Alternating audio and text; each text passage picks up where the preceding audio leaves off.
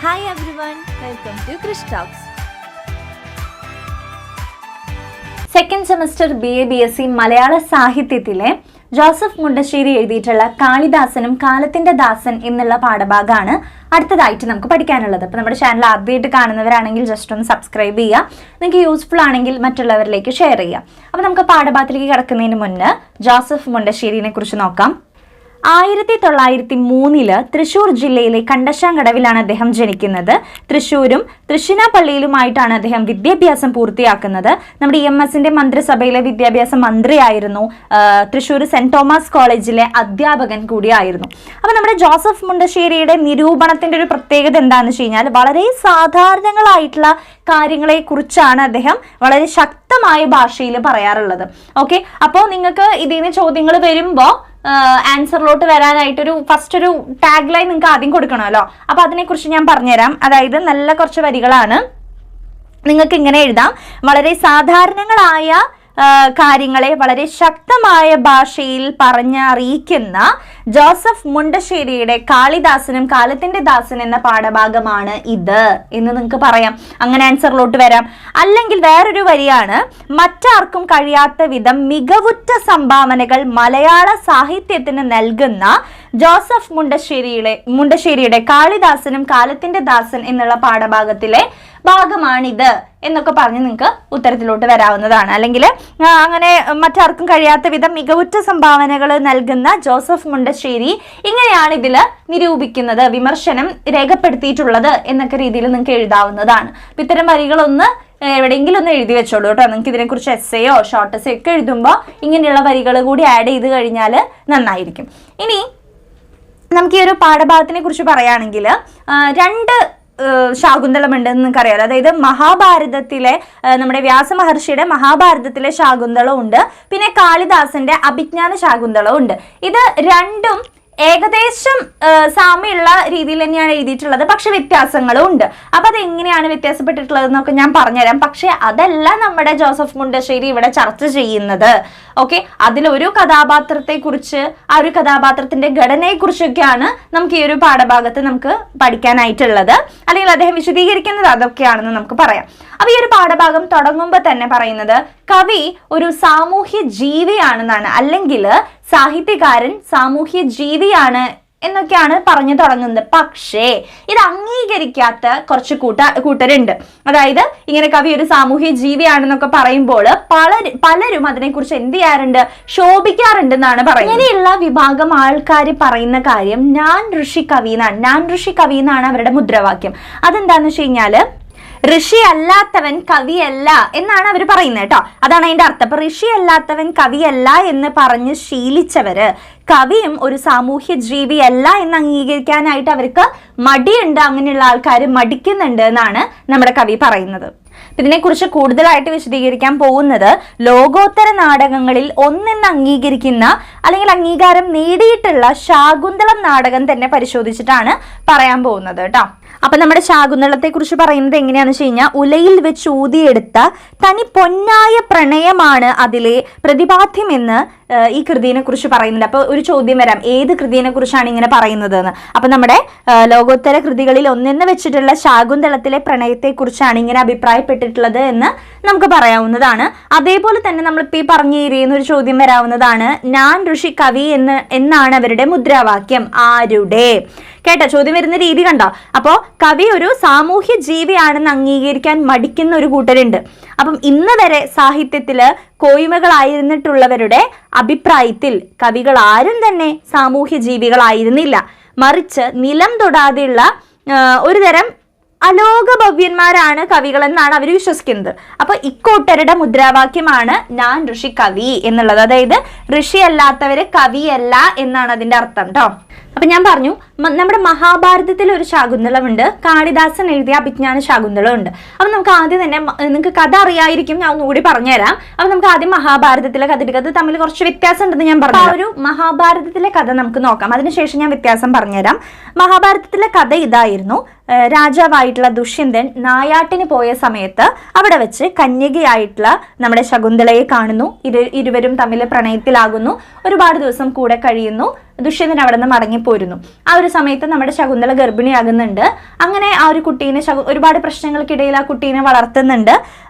വളർത്തി ആ ഒരു കുട്ടി ദുഷ്യന്തന്റെ വാഗ്ദാനം അനുസരിച്ച് യുവരാജ പദവിക്ക് അർഹനായി കഴിഞ്ഞു എന്ന് തോന്നിയ സമയത്ത്, അതായത് മഹാഭാരതത്തിൽ പറയുന്നത് ദുഷ്യന്തൻ എന്താ പറയാ, ആ ഒരു കുട്ടി ജനിച്ചു കഴിഞ്ഞാൽ യുവരാജ പദവി നൽകാം എന്നാണ്. ഇത് പറയുന്നത് ആദ്യമായിട്ട് സ്വന്തം മനസ്സിൽ നിന്ന് പറയുന്നതല്ല, ശകുന്തള ചോദിച്ചു വാങ്ങുന്നതാണ്. ഈ ഒരു വരം ചോദിച്ചു വാങ്ങുന്നതാണ്. അതായത് കുട്ടി ജനിക്കുമ്പോൾ യുവരാജ പദവി നൽകണമെന്ന് മഹാഭാരതത്തിൽ ശകുന്തള ചോദിച്ചു വാങ്ങുന്നുണ്ട് കേട്ടോ.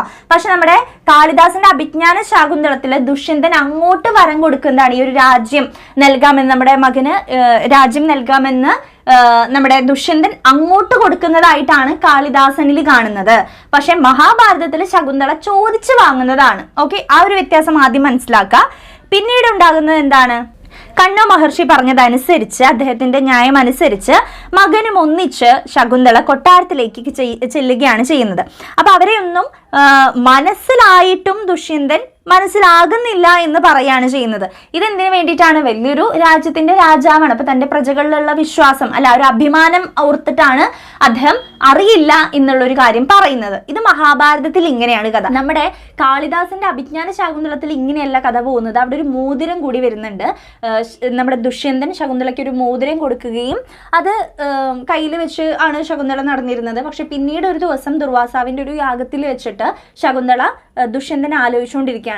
അപ്പോൾ നമ്മുടെ ശകുന്തളയുടെ അശ്രദ്ധ കണ്ടിട്ട് ദുർവാസാവ് ശപിക്കുകയാണ് ചെയ്യുന്നത്. നീ ആരെയാണോ ആലോചിച്ചുകൊണ്ടിരിക്കുന്നത് ആ ഒരു വ്യക്തി നിന്നെ മറന്നു പോകട്ടെ എന്ന് ശപിക്കുന്നുണ്ട്. അങ്ങനെയാണ് ദുഷ്യന്തൻ ശകുന്തളേനെ മറന്നു പോകുന്നത്. ആ ഒരു ശാപത്തിന്റെ ഇതിലാണ് മറന്നു പോകുന്നത്.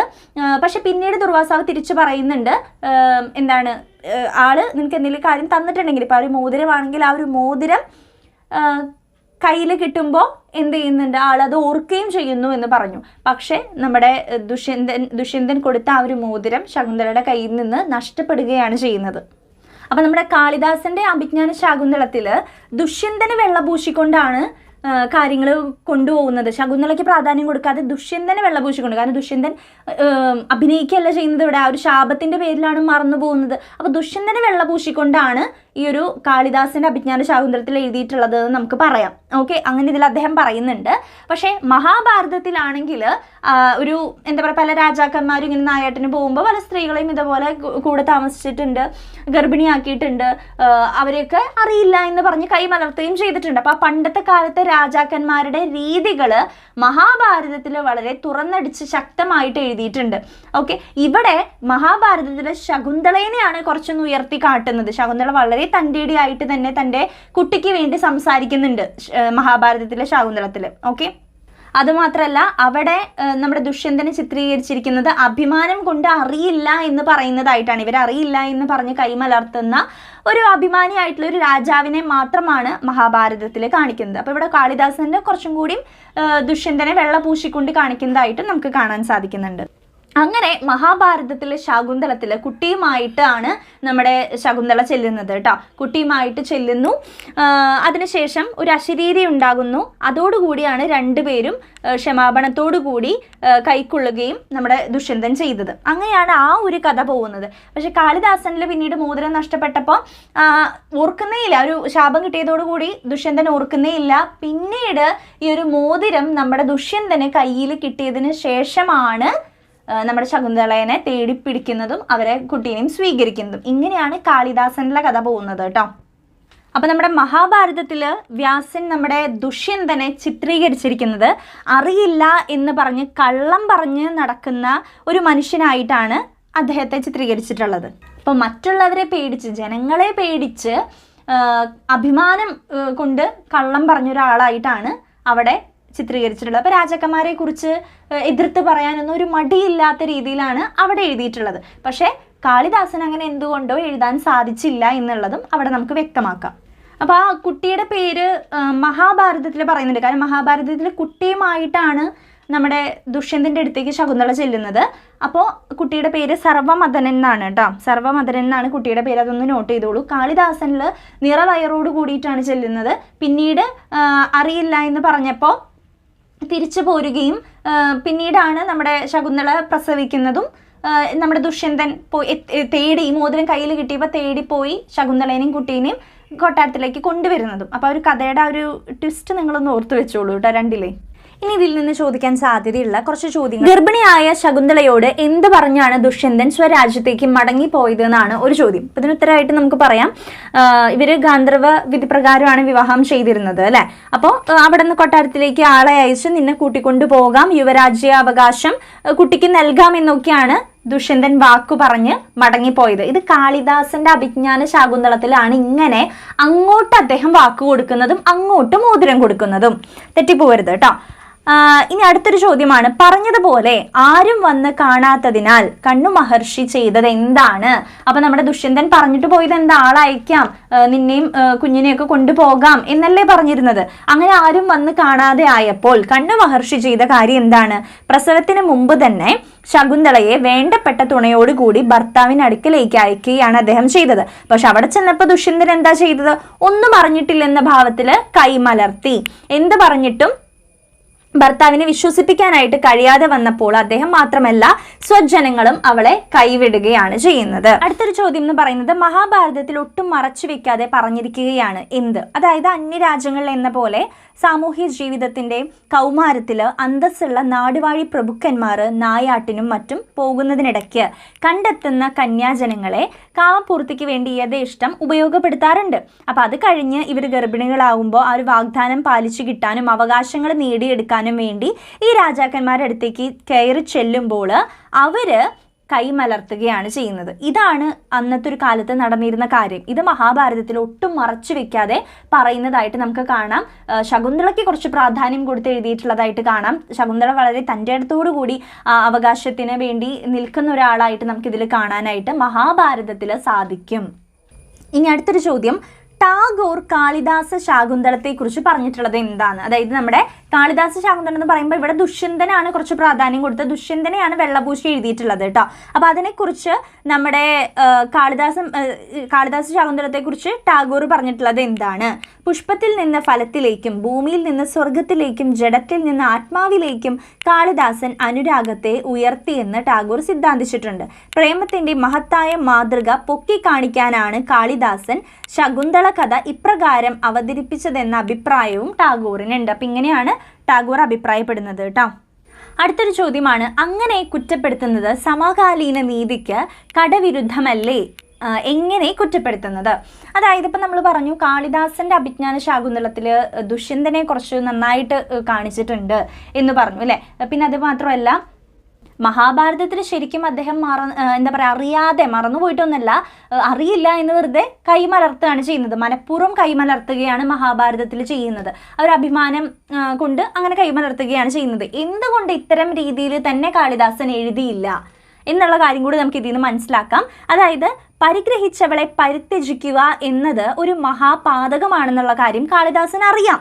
പക്ഷേ ആ പാതകത്തിന് പുരുഷനെ, പ്രത്യേകിച്ചൊരു നാടുവാഴിത്തമുള്ള ഒരു പുരുഷനെ ഉത്തരവാദിത്തപ്പെടുത്താമോ? അങ്ങനെ കുറ്റപ്പെടുത്തുന്നത് സമകാലീനതയ്ക്ക് കടവിരുദ്ധമല്ലേ എന്നായിരിക്കും കാളിദാസൻ കരുതിയിട്ടുണ്ടാവുക. അപ്പം അതങ്ങനെ ചെയ്യുന്നതൊരു വലിയൊരാളെ, ഒരു രാജാവിനെയൊക്കെ അങ്ങനെ പറയുന്നത് അറിഞ്ഞിട്ടും അറിയില്ല എന്നുള്ള രീതിയിൽ കൈമലർത്തുമ്പോൾ അതൊരു മോശമല്ലേ? പുരുഷ സമൂഹത്തിന് തന്നെ മോശമായിട്ടുള്ള കാര്യമാണ്, പ്രത്യേകിച്ച് ഒരു രാജാവിന് അല്ലേ. അപ്പം അതുകൊണ്ട് ഇവിടെ കാളിദാസൻ എന്ത് ചെയ്തു? ദുഷ്യന്തനെ വെള്ളപൂശിക്കൊണ്ട് ആ ഒരു വരത്തിന്റെ കേസും ശാപത്തിന്റെ കേസ്, നമ്മുടെ ദുർവാസാവ് ശപിക്കുന്ന രംഗങ്ങളൊക്കെ കൂടി കൊണ്ടുവന്ന് ദുഷ്യന്തനെ നല്ല രീതിയിൽ അവതരിപ്പിച്ചു. അപ്പൊ ഇവിടെ നമ്മുടെ മഹാഭാരതത്തിൽ നിന്നൊന്ന് വേറിട്ട രീതിയിൽ എഴുതാൻ വേണ്ടി കാളിദാസൻ ഇവിടെ കൊണ്ടുവന്ന ആളാണ് ദുർവാസാവ് എന്ന് നമുക്ക് മനസ്സിലാക്കാം അല്ലെ. ഇവിടെ ഒരു ചോദ്യമായിട്ട് വരുന്നുണ്ട്, ദുഷ്യന്തനെ രക്ഷിക്കാൻ കാളിദാസൻ ആരെയാണ് നിയോഗിച്ചത്? ദുഷ്യന്തനെ രക്ഷിക്കാൻ കാളിദാസൻ ദുർവാസാവിനെയാണ് ഇവിടെ ഇളക്കി വിടുന്നത്. അദ്ദേഹത്തെ കൊണ്ടൊരു ശാപം കൊടുപ്പിച്ചു. അത് ആർക്കാണ്? ശകുന്തളയ്ക്കാണ് ശാപം കൊടുക്കുന്നത്. എന്നിട്ട് അതിൻ്റെ പ്രത്യാഘാതമായിട്ട് പൂർവ്വകഥകൾ നിശ്ലേഷം വിസ്മരിച്ചു പോകുകയാൽ ദുഷ്യന്തന് ശകുന്തളയെ അധർമ്മഭീതി നിമിത്തം നിരസിക്കേണ്ടി വന്നതായിട്ട് ആവിഷ്കരിച്ചു. അങ്ങനെ ഒരു ആവിഷ്കരണമാണ് ഇവിടെ നടത്തിയത്. നമ്മുടെ ദുർവാസാവ് ശപിക്കുന്നത്, നീ ആരെയാണോ ഓർത്തിരിക്കുന്നത് ആള് നിന്നെ മറക്കട്ടെ എന്നാണ്. അപ്പോൾ ആളുമായിട്ടുള്ള എല്ലാ കഥകളും പൂർവ്വകഥകളും ഒക്കെ മറക്കട്ടെ എന്നുള്ളൊരു ശാപമാണ് ശകുന്തളയ്ക്ക് കിട്ടിയത്. അങ്ങനെയാണ് എല്ലാ കാര്യങ്ങളും ദുഷ്യന്തൻ മറന്നു പോകുന്നതായിട്ട്. അപ്പൊ ദുഷ്യന്തന്റെ ഭാഗത്ത് തെറ്റൊന്നുമില്ല, ശകുന്തളയാണ് ഇവിടെ തെറ്റുകാരി അല്ലെ, ശകുന്തളയ്ക്കാണ് ശാപം കിട്ടിയത്. അങ്ങനെയാണ് കാളിദാസൻ അവതരിപ്പിച്ചിരിക്കുന്നത്. അടുത്തൊരു ചോദ്യമാണ്, ഇതിൽ പരമൊരു യുക്തിവിരോധം എവിടെ കാണും? വിശദീകരിക്കുക. അതായത് നിരസനം ഏറ്റവും ദയനീയമാണ്. കാളിദാസ ശാകുന്തളത്തിൽ അത് ചെയ്ത ദുഷ്യന്തൻ കുറ്റക്കാരനല്ലാതാകുന്നു. കുറ്റം ആരുടെ ആകുന്നു? കുറ്റം ദുർവാസാവിൻ്റെ ശാപമായിട്ട് തീരുന്നു. അനുഭവിക്കേണ്ടി വന്ന ദുരന്തം മുഴുവൻ പേറിയത് ശകുന്തളയായിരുന്നു. ഈ യുക്തിവിരോധത്തെക്കുറിച്ചാണ് മുണ്ടശ്ശേരി പറയുന്നത്. അപ്പോൾ ഇതിനെക്കുറിച്ചൊക്കെ നമ്മുടെ മുണ്ടശ്ശേരി ചോദ്യം ചെയ്യുകയാണ് ചെയ്യുന്നത് കേട്ടോ. വല്ലാത്തൊരു സൂത്രപ്പണി തന്നെ. ഏതിനെക്കുറിച്ചാണ് പറയുന്നത്? ശുദ്ധമേ താന്തോന്നിയായ ഒരു രാജാവിൻ്റെ കുറ്റങ്ങളെ ഒപ്പിയെടുക്കൽ എന്നല്ല, അയാളെ തികച്ചും വെള്ളയടിച്ച് കാണിക്കാൻ കാളിദാസൻ ഒരുമ്പിട്ടതാണ് സൂത്രപ്പണിയായിട്ട് നമ്മുടെ മുണ്ടശ്ശേരി പറയുന്നത്. അപ്പോൾ ഇത്രയൊക്കെയാണ് നമ്മുടെ ഈ ഒരു പാഠഭാഗത്തിൽ നിന്ന് വരാൻ സാധ്യതയുള്ള ചോദ്യങ്ങൾ. അപ്പോൾ ഇതിൽ നിന്ന് തന്നെ നമുക്ക് ഏകദേശം കാര്യങ്ങൾ പഠിച്ചെടുക്കാനായിട്ട് സാധിക്കും. ഞാൻ സ്ക്രീനിലെ ചോദ്യങ്ങളൊക്കെ ഉത്തരങ്ങളൊക്കെ കാണിച്ചിരുന്നു. ഇതിൽ നിന്ന് ചോദിക്കാൻ സാധ്യതയുള്ളതേ നമ്മുടെ ഈ രണ്ടെണ്ണം കൂടി താരതമ്യം ചെയ്യുന്ന എഴുതാനോ, അല്ലെങ്കിൽ കാളിദാസൻ എങ്ങനെയാണ് ദുഷ്യന്തനെ ചിത്രീകരിച്ചിരിക്കുന്നത്, മഹാഭാരതത്തിൽ നിന്നും എത്രയൊക്കെ വ്യത്യാസങ്ങൾ ഉണ്ടായിരുന്നു, അങ്ങനത്തെ രീതിയിലൊക്കെയാണ് ഷോർട്ട് എസ്സേയും എസ്സേ ചോദ്യങ്ങളൊക്കെ ആയിട്ട് വരാൻ സാധ്യതയുള്ളത് കേട്ടോ. അപ്പോൾ നമ്മുടെ ഈ ഒരു മൊത്തം പാഠഭാഗത്തിൽ പറയുന്ന കാര്യം, ഒരുപാട് കുറ്റങ്ങൾ ചെയ്ത ഒരു വ്യക്തിയായിട്ടാണ് ദുഷ്യന്തനെ നമ്മുടെ മഹാഭാരതത്തിൽ ചിത്രീകരിച്ചിട്ടുള്ളത്. പക്ഷേ അതിനെ വേറിട്ടൊരു രീതിയിൽ ദുർവാസാവിൻ്റെ ശാപം കൊണ്ടുവന്ന് ദുഷ്യന്തനെ നിരപരാധിയാക്കുന്ന രീതിയിലാണ് കാളിദാസ ശാകുന്തളത്തിൽ അവതരിപ്പിച്ചിട്ടുള്ളത്. ഇതേയാണ് നമ്മുടെ ജോസഫ് മുണ്ടശ്ശേരി വിമർശിക്കുന്നത്. ഓക്കെ, അപ്പോൾ നിങ്ങൾക്ക് പാഠഭാഗം മനസ്സിലായി എന്ന് വിചാരിക്കുന്നു. അപ്പോൾ ഇവിടെ ശരിക്കും ചർച്ച ചെയ്യുന്ന കാര്യം എന്താണ്? കാളിദാസന്റെ അഭിജ്ഞാന ശാകുന്തളം എന്ന നാടകത്തിലെ ദുഷ്യന്തൻ എന്ന കഥാപാത്രത്തെ മുൻനിർത്തിയാണ് കാളിദാസനെ വിചാരണ ചെയ്യുകയാണ് ഈ ഒരു പാഠഭാഗത്തിലൂടെ മുണ്ടശ്ശേരി ചെയ്യുന്നത്. അപ്പോൾ ആ ഒരു ശരിക്കും പറഞ്ഞു കഴിഞ്ഞാൽ കാളിദാസന്റെ എഴുത്തിനെ കുറിച്ച്, അല്ലെങ്കിൽ എഴുതുന്ന ആ ഒരു ശൈലിയെക്കുറിച്ച് കൂടി ഇവിടെ കുറ്റപ്പെടുത്തുന്നുണ്ട്. എന്തുകൊണ്ട് ഇങ്ങനെ എഴുതി? ശരിക്കും ഇങ്ങനെയല്ലേ? നമ്മുടെ ദുഷ്യന്തൻ ശരിക്കും കുറ്റം ചെയ്ത ഒരാളല്ല, അറിയില്ല എന്ന് നടിച്ച ഒരാളല്ലേ? എന്തുകൊണ്ട് ദുർവാസാവിന്റെ ശാപം കൊണ്ടുവന്ന് അദ്ദേഹത്തെ നിരപരാധിയായിട്ട് കാളിദാസൻ കാണിച്ചു? അപ്പോൾ ആ ഒരു കാളിദാസന്റെ എഴുത്തിനെ കുറിച്ച്, കാളിദാസൻ എന്നൊരു വ്യക്തിയെ വരെ ഇവിടെ ജോസഫ് മുണ്ടശ്ശേരി ചോദ്യം ചെയ്യുന്നതായിട്ട് നമുക്ക് ഈ ഒരു പാഠഭാഗത്തിലൂടെ കാണാനായിട്ട് സാധിക്കുന്നുണ്ട്. അപ്പോൾ നിങ്ങൾക്ക് വ്യക്തമാകുമെന്ന് വിചാരിക്കുന്നു. അപ്പോൾ എന്തെങ്കിലും സംശയങ്ങളോ കാര്യങ്ങളൊക്കെ ഉണ്ടെങ്കിൽ കമൻറ്റ് ചെയ്യുക. യൂസ്ഫുൾ ആയി തോന്നുകയാണെങ്കിൽ മറ്റുള്ളവരിലേക്ക് ഷെയർ ചെയ്യുക. So all the very best. Thank you.